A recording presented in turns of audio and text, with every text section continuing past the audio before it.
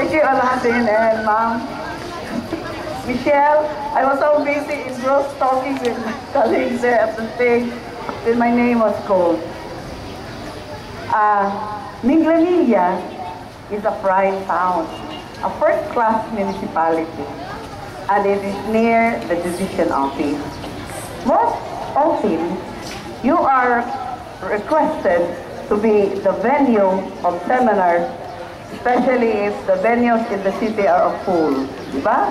Abot lang, hindi mo ako karong venue, hindi ka grade. So I think the training for grade 2 teachers for the K-12 program starts now.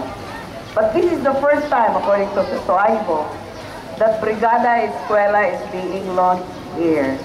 It is but prime and proper to launch the 2013 edition of Brigada Escuela in Minglanilla. Maybe our local officials may not be here present with us today, but their hearts are with us because of their support. The local government unit is our stakeholder, a very important stakeholder of the Department of Education. Every year, year in and year out, they gave us their support, logistics during palaro, during school repairs, in every event, naagad na sila, especially now at Brigada Escuela. Perhaps you have seen on TV this morning, at 5 o'clock when I woke up, ang akong tune in Channel 5. Their stars at TV5 are doing or participating Brigada Escuela. So with TV3 and TV7, all of them support the Brigada Escuela. And there is no reason for us teachers why we will not support Brigada Escuela. Kay daghan kayong itabang o nagpaluyo nato karon. Haron lang maandam ang atong mga classroom. But you know what? One thing I am proud of the teachers of Cebu, of the school heads of Cebu province. Wherever you go, whether in the towns or in the mountains, the classrooms of our teachers are ever ready for evaluation. Puro mga lindot o classroom ang atong mga maestra sa Cebu province. All over Cebu, ang atong mga eskwelahan puro guwapa, puro painted because of our MOOE, buang ang school head, nga dili magpagwapa sa iyang mga school buildings.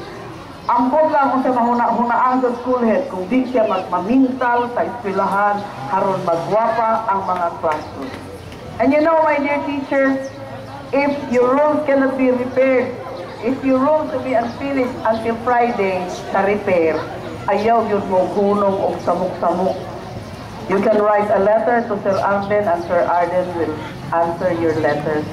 Your rooms, naguba na ibuslot na ay ang mga bisagra, ang mga unsa na diha nangaguba, wa mahuman, ingna inyong school head, ma'am, i-program na sa ding ako sa sunod nga MOOE. But to you, my brothers and sisters of DepEd, our work is never done. Our mission is still far away, far behind. Taas na kayo mong mission sa inyong kinabuhi. And you will witness the first graduation of K-13. K-12, K-12. Ngayon ako K-13. K-13 years naman na atong basic education doon. I'm happy, I have not seen, where are the high school teachers? Desire rin inyo vote. Aman ang high school. Nara, ang school head sa high school na. Ang teacher, suwak kaayok yung nakitaan. Kari ng grupo nga? Timuhan ng grupo, okay. Ang Minglanilla 1, asa to? Minglanilla 1, asa to? Okay, Minglanilla 2, asa? Okay, thank you. Thank you for participating and we would like to visit your school and your room. Beautiful because of Brigada Escuela 2013.